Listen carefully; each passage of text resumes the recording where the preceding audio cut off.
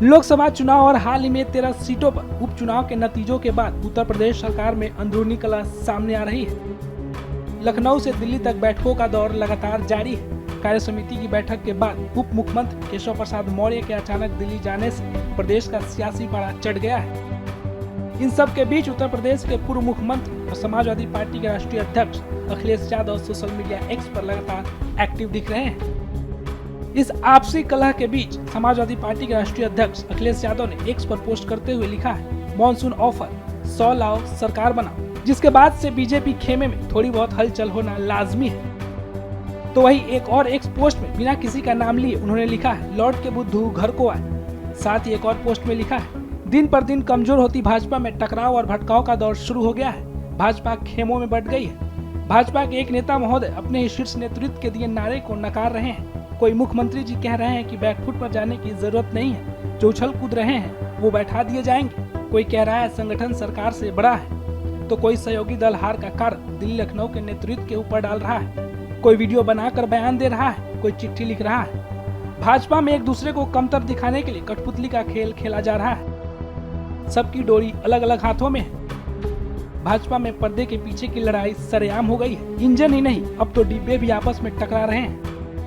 तो वही एक और पोस्ट शेयर करते हुए उन्होंने लिखा है, भाजपा की कुर्सी की लड़ाई की गर्मी में उत्तर प्रदेश में शासन प्रशासन ठंडे बस्ते में चला गया है। तोड़फोड़ की राजनीति का जो काम भाजपा दूसरे दलों में करती थी, अब वही काम वो अपने दल के अंदर कर रही है। इसलिए भाजपा अंदरूनी झगड़ों के दलदल में धंसती जा रही है। जनता के बारे में सोचने वाला भाजपा में कोई नहीं है। हाल ही में मीडिया से बातचीत के दौरान अखिलेश यादव ने कहा कि जहां यूपी सरकार कमजोर पड़ी है, वहां ध्वस्तीकरण का फैसला टाल दिया है। बीजेपी कमजोर पड़ गई है। कुर्सी की लड़ाई में जनता परेशान हो गई है। ये जहां कमजोर पड़े हैं, लखनऊ में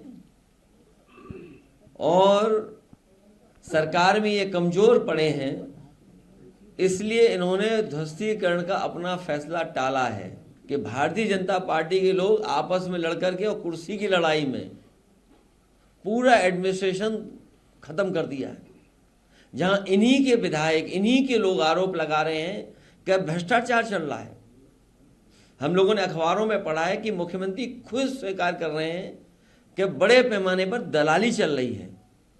जिस प्रदेश के मुख्यमंत्री खुद स्वीकार कर रहे हों कि दलाली हो रही हो और अखबारों में बड़ा बड़ा लिखा हो कि दलाली हो रही है, तो जनता जानती होगी कि कितनी दलाली हो रही है। भारतीय जनता पार्टी अपने हारे हुए लोगों के साथ खड़ा होना चाहती है या हारे हुए लोगों के साथ खड़ा होना चाहती है। लखनऊ में ध्वस्तीकरण का जो आदेश था, इसको रोक दिया गया, क्या उस चुनाव को लेकर ऐसा किया गया है? ये कमजोर पड़ गए हैं, जो सभा के नेता ये कमजोर पड़ गए हैं। अभी जैसा परिणाम आया उससे बेहतर परिणाम आएगा। लेकिन आप डिप्टी सीएम से और सीएम इनके बीच में मामला चला। आज जो मीटिंग थी उसमें दोनों डिप्टी सीएम बुलाए नहीं गए। एक डिप्टी सीएम दिल्ली में मीटिंग कर रहे हैं, तो क्या कोई फेरबदल? कुर्सी की लड़ाई में जनता बहुत परेशान है। जिस तरह से अखिलेश यादव अपने एक्स पोस्ट के जरिए यूपी की राजनीति में सनसनी मचा दी है और जिस तरह से यूपी बीजेपी के अध्यक्ष भूपेंद्र सिंह चौधरी, पीएम मोदी और सीएम योगी लगातार बैठक कर रहे हैं, इससे कयास लगाए जा रहे हैं कि यूपी की सियासत में जल्द ही बड़ा उलटफेर देखने को मिल सकता है। हमसे जुड़े रहने के लिए हमारे YouTube चैनल को सब्सक्राइब करें और नई वीडियो की नोटिफिकेशन के लिए बेल आइकॉन को दबाएं।